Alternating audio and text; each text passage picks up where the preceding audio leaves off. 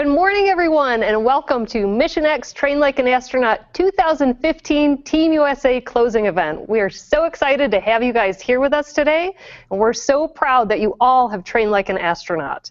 We're here from NASA Johnson Space Center in Houston, Texas, which is home of the astronauts and mission control. And we've got a great program for you today and a whole bunch of cool NASA people that want to talk to you and hear what you have to say. So let me introduce you guys. First, we have a real-life astronaut, Dr. Tom. Hey, very excited to be here. Thanks for having us. And we have a NASA space food scientist, Dr. Michelle. Hi, I am so happy to be here, and congratulations on accomplishing your goals. And last but not least, we have Miss Nubia, who is the coordinator for Mission X Train Like an Astronaut. Go Team USA! Yay! I'm so excited to be here with you guys today. Now we want to hear from you. So we're going to go to each site and we want to hear a really big, loud, hello, go Mission X, whatever you want to say. And we want to hear which site's the loudest, all right? So first we're going to go to Skyline Elementary in Urbana, Missouri. So please unmute your mic and say hello.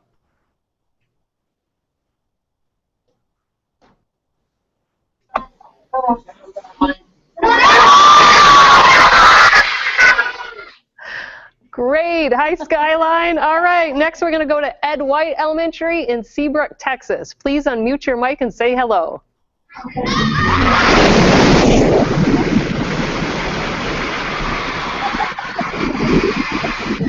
Oh, good morning. Okay. Next, we're going to go to the Resource Center in Jamestown, New York. Please unmute your mic and say hello. Hello!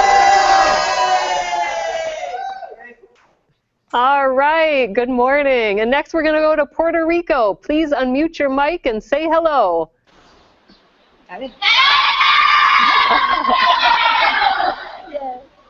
All right, well, we can't wait for our program with you today. We're going to start out with a really fun game that we're going to play throughout the whole program. So I'm going to turn it over to Miss Nubia. All right, so are you ready to play this game? I hope so. It's quite simple. All I'm going to do is give you 4 commands, and you're going to do the poses for these commands. So let's begin.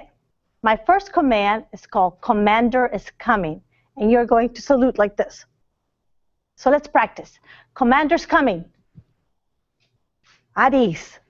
Nice job.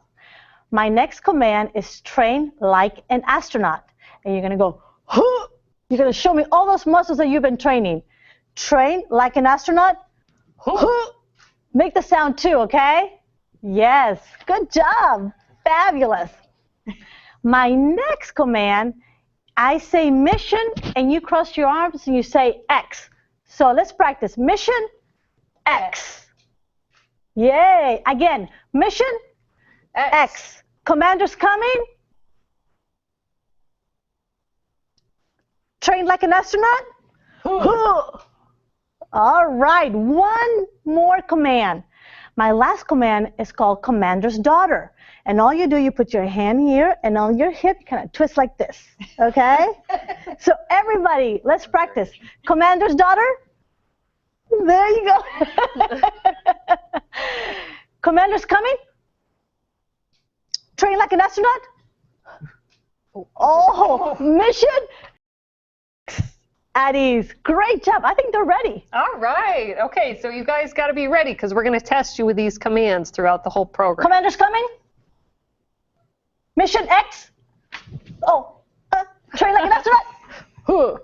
All right. Just checking. Just checking. All right. Well, next we're going to begin our game, the Space Food Challenge. But before you guys get ready to run, we're going to hear from a real space food expert here at NASA. So Dr. Michelle, would you mind telling the kids what it's like to be a space food expert? Well, I think it's the best job in the world to have for one really special reason. We're feeding very unique people, special people who only use our food. They can't go to a restaurant to get dinner. They have to eat all our food, and so we have to make sure it's acceptable and they like it, but it also has to provide all that good nutrition so that they can perform like an astronaut up there. That's a really cool job. That is cool. Yeah, space food sounds pretty neat. Be a food space scientist now. All right, so now we're going to play the Space Food Challenge round 1. Okay, so Nubia, take it away. All right, okay. So basically, I'm going to ask two questions. So I'll need two runners to line up and get ready to go get the food that will answer the question. So I'm going to ask the question in English, then I'm going to ask the question in Spanish for Puerto Rico, and then I'm going to say, unmute your mics, okay? Now, when the children get back from their selection, I want everybody to mute their mics, because then Lori will go back to each side and ask them, what they selected, okay?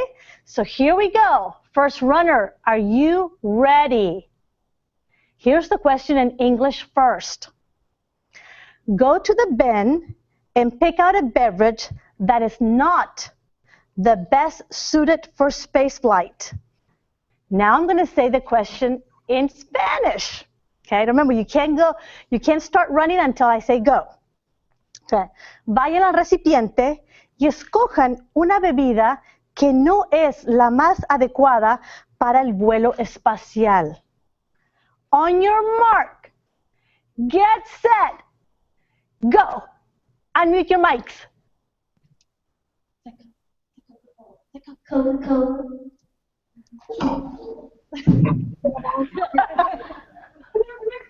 All right, does everyone have their choice? Okay, if you could bring it up and show us in the camera. Let's see, let's go to Skyline Elementary first. Which beverage did you choose? Milk. Milk. Okay, next let's go to Ed White. Which beverage did you choose? Coca-Cola. Okay. All right, next let's go to the Resource Center. Which beverage did you choose? We only brought the good stuff, but we think pop, soda pop. Oh, pop. All right, soda pop. Okay. Next, let's go to Puerto Rico. Which beverage did you choose? Soda. Soda. All right, panel, what do you guys think about those choices? Not the best choice for spaceflight. Milk and some soda. Well, soda certainly is not a good choice. All those bubbles do really strange things when you try to drink them in space, and you start burping a lot. And so you don't really want that. That's not very comfortable. The milk, we actually do fly up in space, but we do it in a dry form. So it's a powdered milk, and it actually goes with some of our food items like breakfast cereals. And Dr. Tom, did you drink any of those? Yeah, those were great choices. The soda pop, another thing about that, when I flew in space, we did not have anything that was carbonated, didn't have bubbles in it, because in space, if bubbles form, they don't float to the top, they just kind of spread all around. So as Dr. Prochanek mentioned, you have to drink all the bubbles with all the liquid if you have bubbles in your liquid in space. And then milk, we do have that up there, but we don't have refrigerators. So I think it was a good choice because we don't have refrigerators to keep the milk in, and it would go bad if we didn't have it in the powdered form like Dr. Prochanek mentioned. Plus, you don't want to drink warm milk. That's not very tasty. So great choices, you guys. Very good. And Dr. Tom, real quickly, what was your favorite drink when you were in space? Oh, my favorite drink. Well, they started flying when I got up there, some water that just had a little bit of flavoring in it. So we really looked forward to drinking a lot of water up there. We astronauts do have to drink a lot. We get a little dehydrated when we're in space. The air's dry and our bodies react to weightlessness to get a little bit dry. And Michelle's got this was an orange mango drink. If you might not see it on there, but all the drinks come in these pouches. And we have a little straw that we fit in there, and the drink would just go shooting out the straw and hit the wall of the space station if we didn't have these little locks on, little clips to keep that from happening. But my favorite was the water that just had a little bit of flavoring in it. It had lime and orange and lemon, I think. That was great. That sounds great. All right, well, good choices, runner number one. All right, question number two. All right, so runner number two, please line up and get ready. Remember, only when I say go can you actually start walking to the bin. Here we go. Question in English. Pick a beverage that you would drink every day while in space. In Spanish now. Escoge una bebida que ustedes beberían todos los días en el espacio. On your mark, get set, go! Unmute your mic.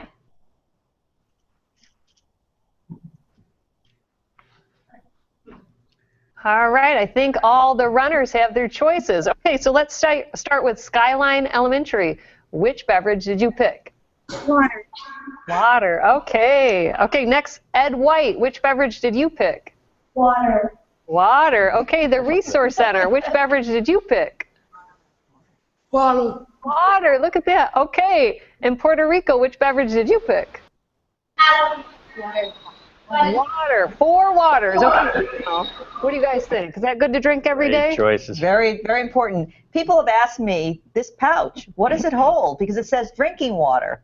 It actually holds nothing. It's there so that the astronauts can drink just plain water if they want to. So how does the water get in there if it holds nothing? We have a water dispenser, and through a needle, you can put the needle inside and dial up the dispenser on how much water you want, push a button, and it puts that water into the pouch.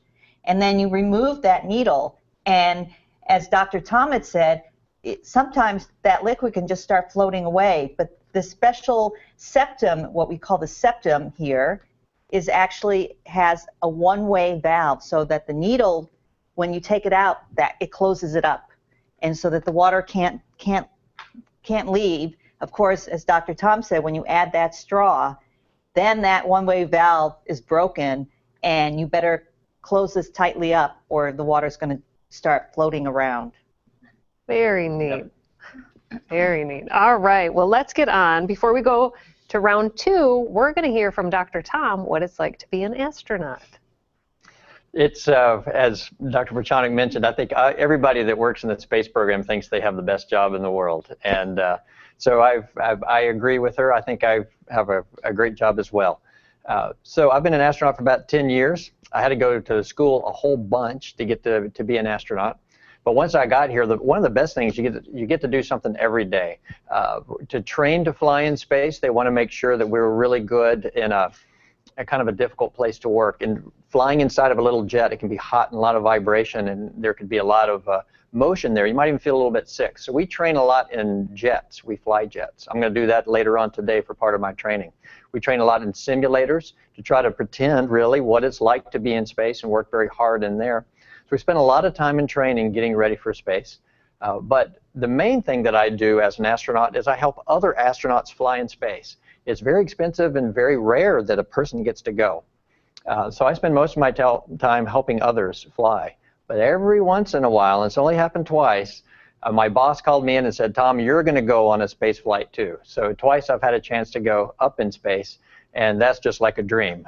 Being in weightlessness and getting to do the science and work with scientists on the ground. I've spent about a half a year in space now, and I've loved every minute of it. Very neat. Okay, let's see. For a show of hands, who wants to be an astronaut? Oh, look at all those future astronauts. And you all have been training like astronauts. So Dr. Tom and Dr. Michelle, all the participants of Team USA have been working so hard to train like astronauts. They've been doing a lot of physical fitness with the exercise, and they've been eating right. So is that important to be an astronaut? Oh, yeah. Definitely. Very important.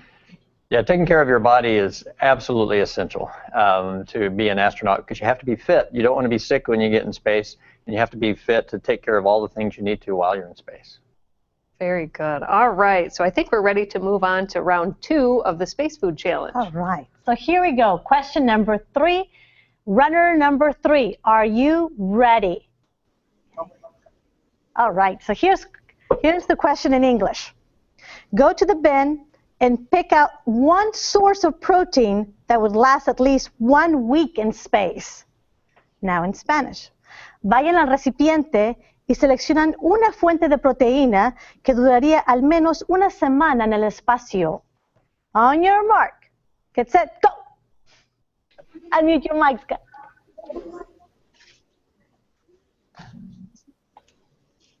All right, I think all the runners are back. Okay, Skyline Elementary, please show us which item you picked. Ham. Ham, okay. Ed White Elementary, which item did you pick? Protein powder. Protein powder, okay. Resource Center, which item did you pick? Tuna fish. Tuna fish, okay. And Puerto Rico, which item did you choose? Nuts. Lock, Nuts. lock salmon?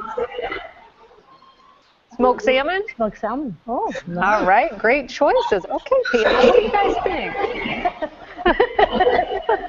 I love lox. Is it lots of Mr. Week in space? Well, so here's the problem. There's, as Dr. Tom said, there's no refrigerators up in space. We don't have them in the vehicles, and so we have to find out how to keep them safe to eat for a week. And often that means that we have to either kill all those bad things in the food that would make you sick if they grew too much while you had them out for that week, or we would actually take enough water out so that they wouldn't grow. But those folks that picked the protein powder, that certainly would stay stable for probably a year or two, even if it wasn't, if it was packaged so that it wasn't exposed to extra water or humidity in the air. Those that picked the smoked salmon and the ham, those are probably, they would still need some sort of process to keep them able to be held out at room temperature, but they're better because of that high salt and that they've already been processed a little bit. But ideally what we need to do is probably heat them up to a really high temperature, and that will kill all those bad things in the food that would make you sick. And so yes, so it's things like tuna in a pouch or salmon in a pouch. We do fly these up in the International Space Station and other vehicles. So yes, these items and any meats could be held that way. If we don't have them in the grocery store already, we can actually put them in a pouch and do the processing ourselves. And so this doesn't happen to be a protein source. It's corn, southwestern corn, but the same process would happen. It seems like there's a lot of different space food that the astronauts can eat. Dr. Tom, what was your favorite in space? Oh, I had a lot of favorites, but I love to eat. And every single day was a delight. The food is wonderful up there. It really is.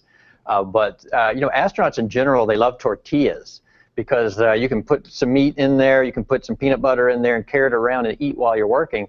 And also, they're really fun to throw across the spaceship like Frisbees, too. So a tortilla, you can play with your food in space, and it's a lot of fun. One thing to think about, though, that Michelle didn't mention, her job is really hard because all that stuff she mentioned that they have to do to get the food ready to go in space, then they have to put it in a spaceship. They have to ship it to one of 4 places in the world, Japan or South America.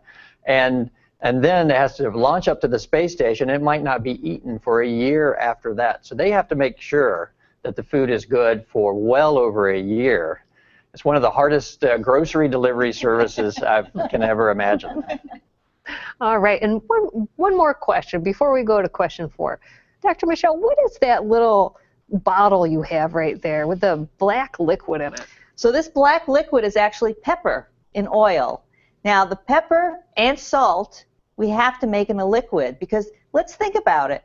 If you're floating around in space, so would the pepper and salt granules be floating around in space. And I think Dr. Tom would agree that you really don't want any of that to go into your eyes or nose or even in your mouth without the food that you want to eat. So we put them in liquid, and then we can drop some of that liquid into the food, and it will stick to the food. And then they can mix it up, and they have their extra flavor. That is so cool. All right. Okay, let's go on to question number 4. Commander's coming. All right, at ease. Train like an astronaut.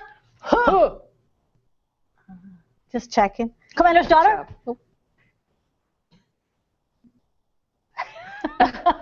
Good job. All right. Just making sure everybody's on. All right. So question number 4. Go to the bin and pick out one fruit or vegetable that would not travel well to space. I'm going to say it in Spanish now.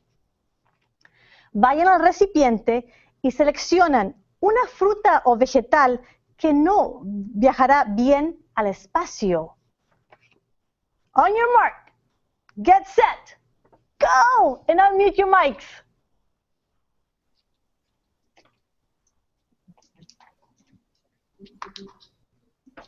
Okay, let's see what you guys picked. Let's go to Skyline Elementary. What did you pick? Oh, carrots. Okay, Ed White, which item did you pick? Tomatoes. Tomatoes. Resource Center, which item did you pick? Banana. Bananas. All right. And Puerto Rico, which item did you pick? Apple. Apple. All right. Well, those look all like very good, healthy choices. But what do you think, panel, for the fruits and vegetables that would not travel well in space? What about those choices? Well, bananas, I'll start with that. When I was managing our shuttle food system before the shuttle retired, we had commanders that would specifically tell their crew, no bananas in space, because they're really good, but when they start ripening, they get a really strong smell to them. And as Dr. Tom said, when you're first up in space, sometimes your stomach doesn't feel very well, and having those smells may not be the best thing for you. The tomato, also, I think that's going to just, because of no refrigerators, it's just going to get too soft too quickly and really probably pretty messy to eat up there also.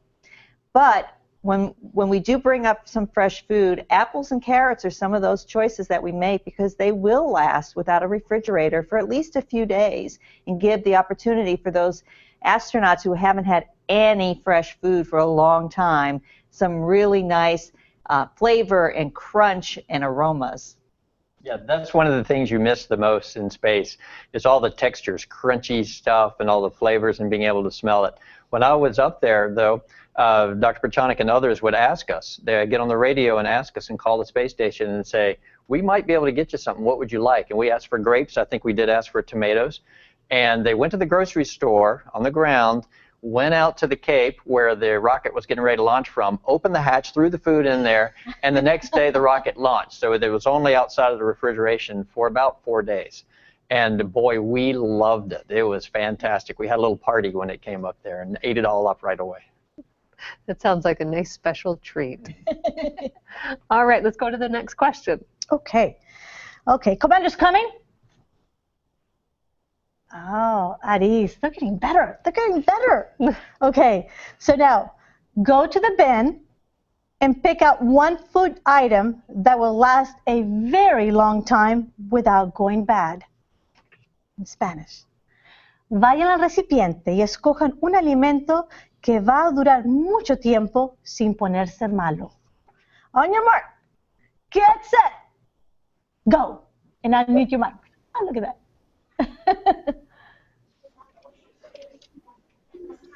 All right, I think the runners have all their choices. Okay, Skyline Elementary, which did you pick? Crackers. Crackers, okay. Ed White, what item did you choose? Beef jerky. Oh, nice. Oh. The Resource Center, how about you guys? Rice crackers. Rice crackers, okay. And Puerto Rico, which item did you pick? Turkey. Turkey. Turkey. Okay, what do you guys think? They were all good choices. We don't have crackers here, but we have cookies. And these cookies we package. The only way they're going to stay good is if we package them to get all of that water and oxygen out. So you'll notice that it's really tight in the package. And that helps. And then they will last quite a long time. Beef jerky has always been a favorite of the astronauts. Mm-hmm. And so you get an idea of what you need. If you're an astronaut and you want to eat your meal, you need two things. You need a pair of scissors, I was going to ask. so you can open up all these packages, and you need a spoon. You don't really need a fork, because usually it comes with the sauce, because the little particles of food, say if we had rice, then it would probably come floating out. So they put some nice butter sauce and stuff in there to keep it all compact. So all you have to do is use a spoon, and we can eat everything with that. So don't lose your spoon if you're ever an astronaut flying in space. Or scissors. I would have never thought you'd need scissors to eat your meal. Can't open these packages without the scissors. Yep. Really interesting.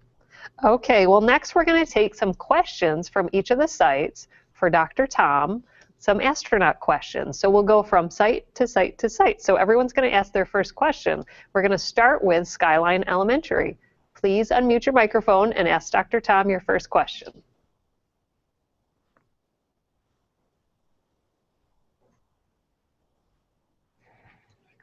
What is the little vehicle that you drive up on the moon that's powered up by? can you ask the question one more time? We didn't hear you too well.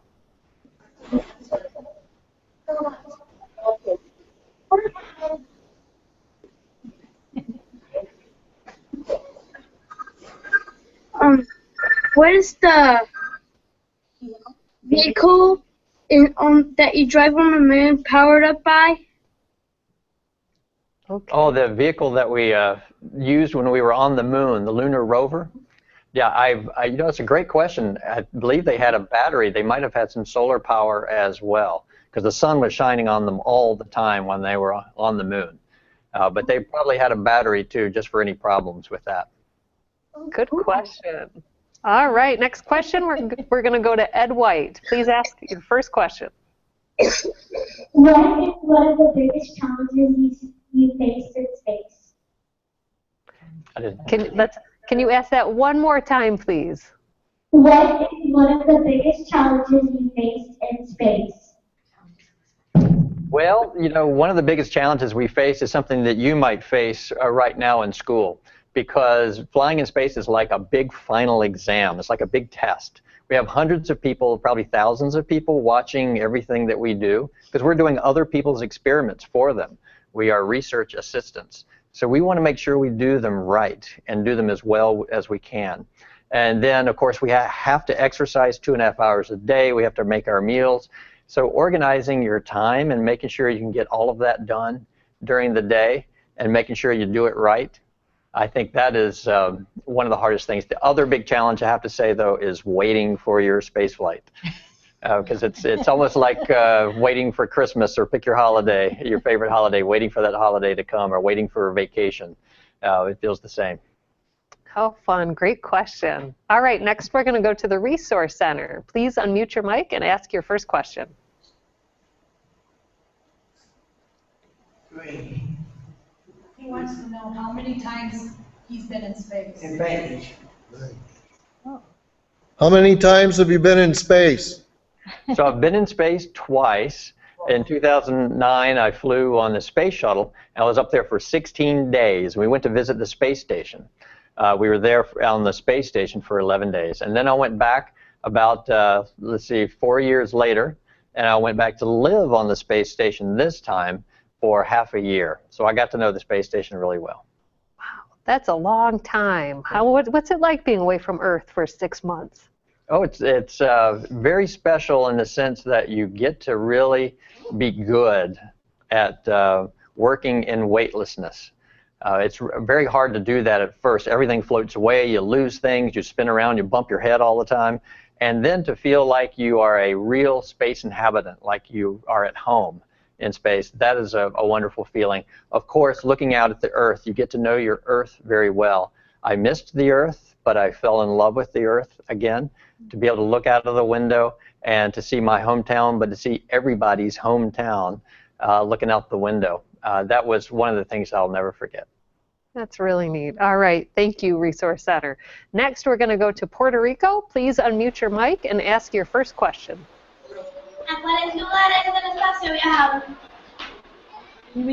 ¿Pueden repetir, por favor, la pregunta? ¿A cuáles lugares del espacio viajaron? ¿A cuántos? No entiendo, perdón. ¿Qué lugar del espacio él ha viajado? Oh, what, I guess, areas, where have you flown in space? I guess they want to know. Okay. Well, when we fly in space, we fly around the world every 90 minutes. So 16 times a day we're going around the Earth. So I've had a chance to see everywhere on the Earth except Antarctica. I could see just a little piece of it sometimes when our orbit gets close to it. Or maybe an iceberg, a chunk of Antarctica that came out and floated into our view. But I had a chance to see just about everywhere on Earth. One thing that's very hard to see is Venezuela. It's almost always covered in clouds. Oh. And India is always misty. Very hard to see India. And the same is true of England. Those are all fairly cloudy places, so if it's a clear day in any of those places, we all run to the window and take pictures. That's neat. That's Sorry, neat. let you. Puerto Rico, lo que dijo él es que ellos van alrededor del mundo cada 90 minutos, entonces viajan alrededor del mundo como 16 veces al día.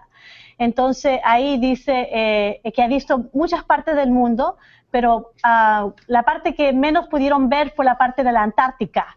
Dice que no se ve muy bien, pero también hay otras partes que no se ven muy bien porque las cubre las nubes. Por ejemplo, Venezuela dice que no lo puede ver muy bien porque lo cubre las nubes, y también India tampoco lo puede ver muy bien porque también los cubre las nubes. Pero dice cuando hay un día que está pero clarito y se mueven las nubes, que todos corren hacia la ventana para poder ver estos países. Very good. Thank you. Okay, we're going to go on to question number 2. So Skyline Elementary, you're up next. Please unmute your mic and ask your question. Is it scary being away from your family?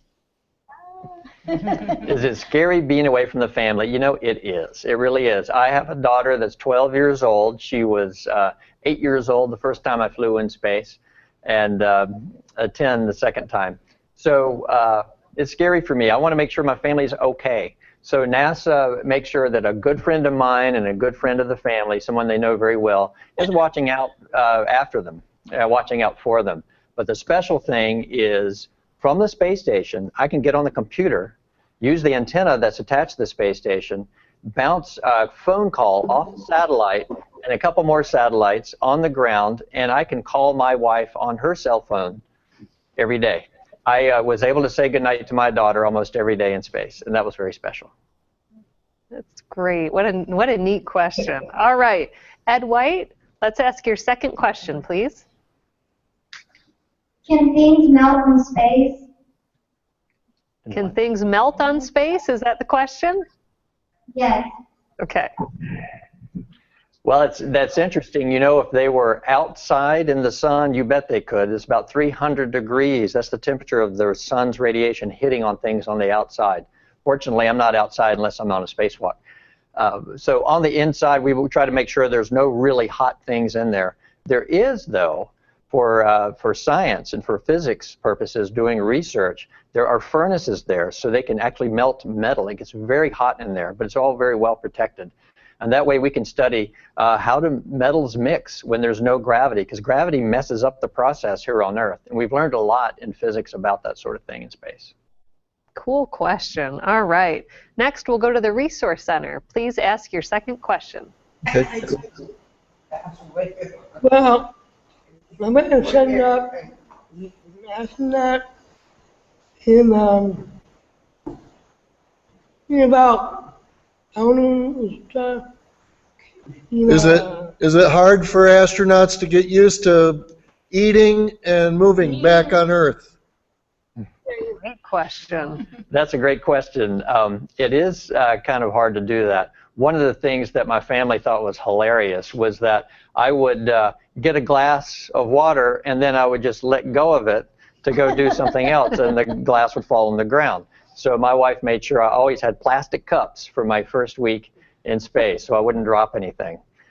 Your body really looks forward to eating again, so that's not a hard thing to come back. I had pizza and sandwiches and all those things I couldn't have in space.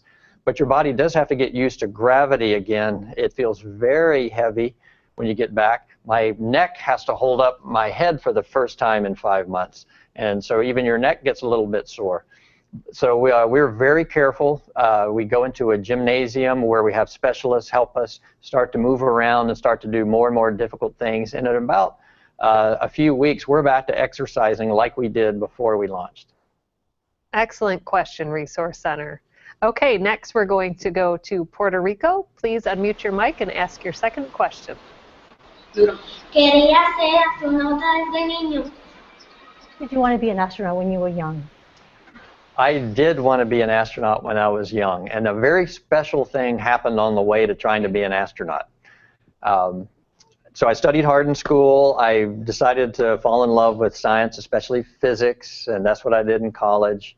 Decided to be an engineer, and I thought, you know, I really like working with people. I think I'll be a doctor. So I did that, and I fell in love with medicine. I completely forgot about being an astronaut and working for the space program because I loved being a doctor so much. And then one day a friend said, hey, NASA's hiring doctors. so they can help take care of astronauts. So I took that job and I thought, boy, I can do everything I want to do. I can work for the space program, I can be a doctor, and then while I was here at NASA working, I was a flight surgeon, which is a doctor that takes care of pilots and astronauts. And while I was doing that, I decided to apply to be an astronaut, and I was lucky enough to get chosen. What a cool job. So a doctor and an astronaut. So what's your advice for any of those folks out there that want to be a doctor or an astronaut? Well, I think looking back on what life was like back then, it turns out that everything you need to be an astronaut or to become an astronaut, you can start doing right now. So I would say start being an astronaut right now. That is, taking care of your body, like we mentioned, the whole fitness challenge, all of that is actually very important, and you need to continue to do that. Studying hard, making sure you do as well as you can in school is very important. But I think if you love life and you just go into every day with a lot of joy and a lot of confidence and maintain your curiosity, be very, very curious, then that is the main thing that people need to become an astronaut. Did you want me to translate for Great Puerto Rico? advice. Oh, yes. No, I just want to make sure. A Puerto Rico, dijo él que sí, él tenía la inspiración para hacer un astronauta cuando era joven. Entonces dice que en su vida después fue a estudiar, dice que estudió muy duro durante sus escuelas, fue a la universidad y le gustó la física, pero después también le gustó la ingeniería, entonces fue a la ingeniería y después de ahí dijo que siguió trabajando y después dijo, yo quiero ser un doctor.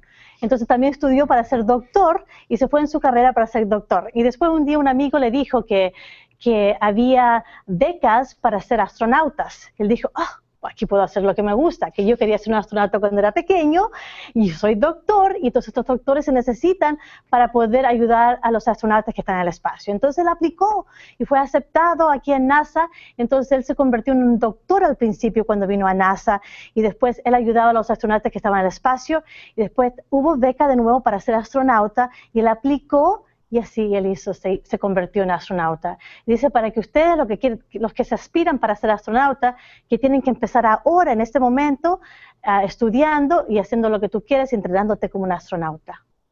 Thank you. All right, let's go to the round 3 of questions. So Skyline Elementary, please ask your third question.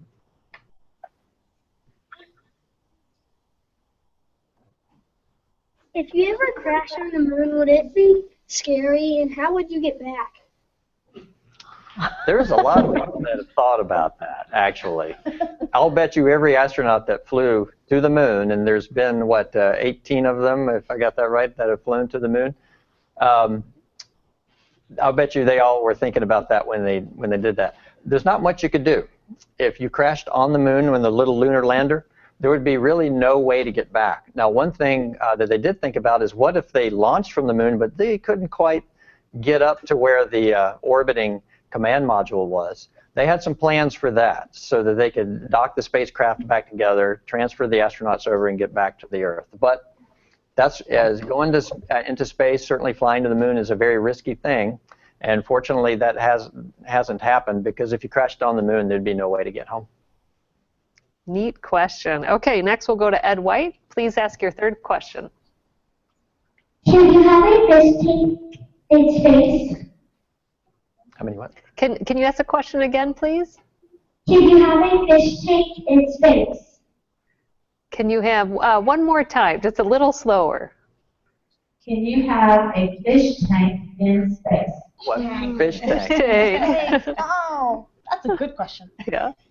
As a matter of fact, there was a fish tank in space. And the Japanese space program flew one into space so we could study how the fish swim up there. So it's very hard to do, though. A lot of very smart engineers figured out how to do it. And like I mentioned, there's not like the surface of the water in your fish tank. If there's any air in there, it's just all floating around in bubbles all throughout the fish tank. How do you feed the fish? You can't just sprinkle it into the top, because all the water would come out. So there's special little syringes to put in just the right amount of food and the oxygen and all the waste that the fish are making, getting that out of there. So all of the, a lot of very interesting and brilliant really devices go into keeping the fish alive and keeping them happy while they're in space. And did they swim about the same in space as they do on Earth? The fish lose their up and down, and they kind of are upside down, right side up. Usually they point towards the light. So if you turn the light on above it, then they all line up, and so that they're what looks up to us is up for the fish, pointed towards the light.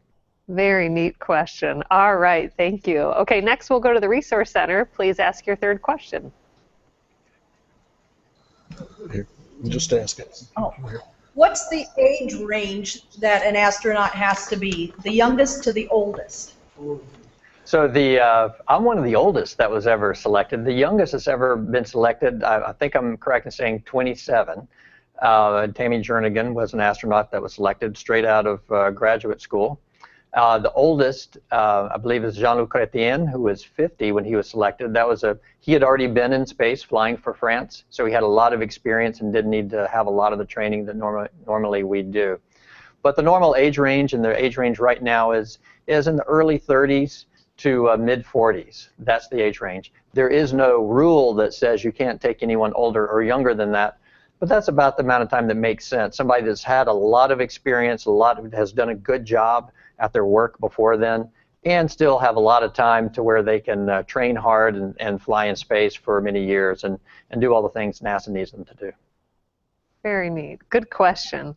Okay, next we'll go to Puerto Rico. Please ask your third question.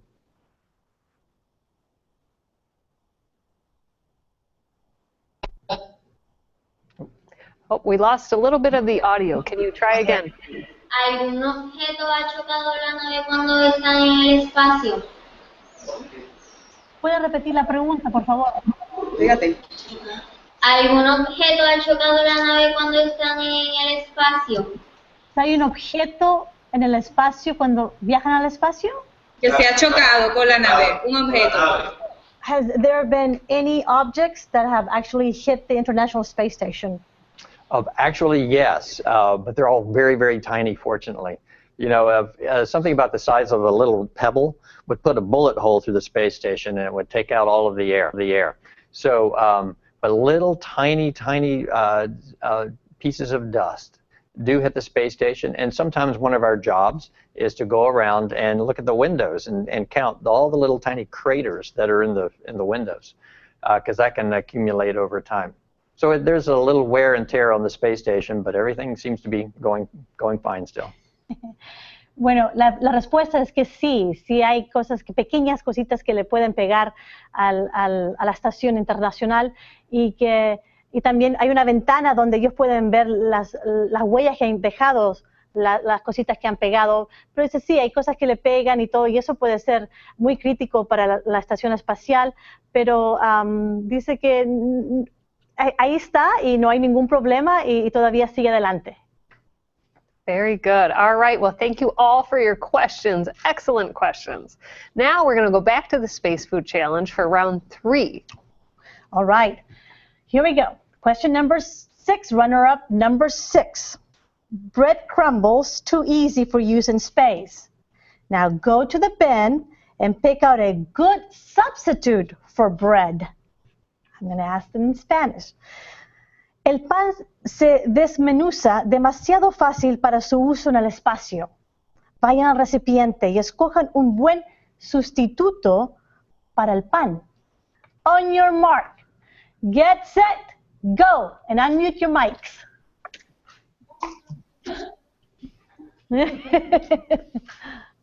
All right, it looks like everyone picked their choice. So Skyline Elementary, which did you pick? Crackers. Crackers, okay. Ed White, which item did you pick? Tortillas. Tortillas. The Resource Center, which item did you Hold pick? on, Bobby. Crackers. Crackers. All right, Puerto Rico, which item did you pick? Tortillas. Tortillas. Oh, what do you guys think about those? Well, I think Dr. Tom gave everyone a little bit of a hint earlier. So tortillas are very popular, and of course they don't create any crumbs. The crackers are good also because they're small, and so as long as you eat that cracker in sort of one bite, you're not those crumbs aren't going to go anywhere. But I think sometimes crumbs are sort of chased after to make sure they don't go anywhere that they're not supposed to go. Yeah, we don't have a floor on the space station, but what we do have is a little ventilation duct where the air goes in, and it has a little screen on it. So we'll often eat crackers and other things that are crumbly right over the ventilation duct, so it just goes whoop right down into the screen, and that's our floor. And so after a meal, we'll go back with a vacuum cleaner and vacuum it up. Very good. Excellent question. Okay, I think we have time for one more question. Yes. Commander's coming? Commander's daughter? Train like an astronaut. Mission X. Good job. Everybody is just, oh, I can't catch them, can I? Here we go. This is the extra bonus question. To go to Mars and back will take at least a year. What are 2 foods, that will remain good for a whole year? Let me ask it in Spanish. Para ir a Marte y volver tomará por lo menos un año. ¿Cuáles son 2 alimentos que permanecerán buenos para un año entero? On your mark, get set, go! And unmute your mics.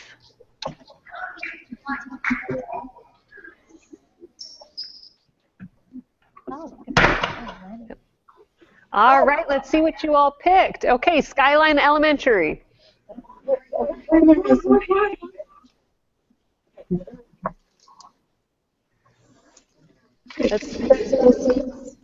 What are those? Graham crackers? Sesame seeds.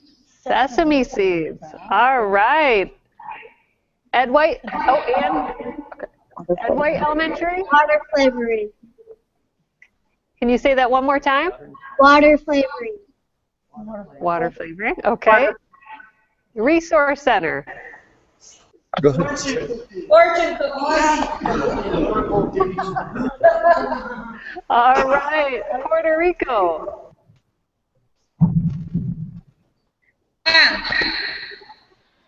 Milk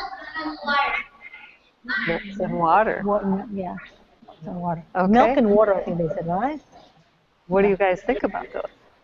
They're all good choices. I'm not sure about the milk, if it needs refrigeration, but some of the milk doesn't need refrigeration depending on how it's processed after it's put in their little container.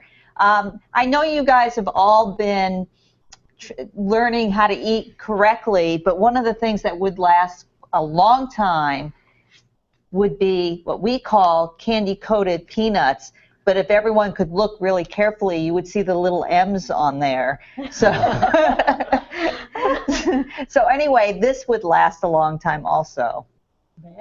Great. Yep. And the candies she was showing you are especially really good, so you can do target practice. And you can throw them at your crewmates, and they try to catch them in their mouth. And you may have seen some videos of astronauts doing that before. But those were good choices. You know, the milk is important to think about because our bones can get weak in space because we're floating around a lot of the time. You get more exercise sitting down on the ground or sitting in a chair than we do in space just doing our day-to-day work floating around.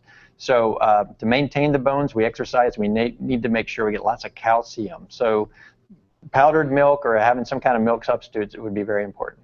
Great. All right. Well, we had a lot of fun with the Space Food Challenge, but now we're getting time to wrap it up. So we are going to go to each site, and we would like each site to show us your banners. So we'll go to Skyline Elementary first. Go ahead, and if you could bring your banner up to the camera, and we'll look at each of the site's banners.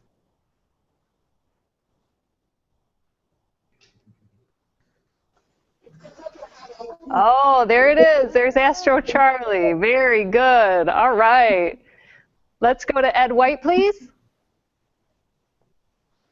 Oh, very cool banner. Oh, and Astro Charlie. There they are. Oh, very nice. All right, the Resource Center. Astro Charlie. Good job. All right, in Puerto Rico. Oh, excellent. Very good. All right. Next space crew. Yes. All right. Well, we want to thank you all for training like astronauts and being a part of Mission X 2015. We had a really good time today, so I just want to give a round of applause for all the Train Like an Astronaut participants. Good job. All right. Thank you all. Bye-bye. Bye. Mission X. Goodbye. X.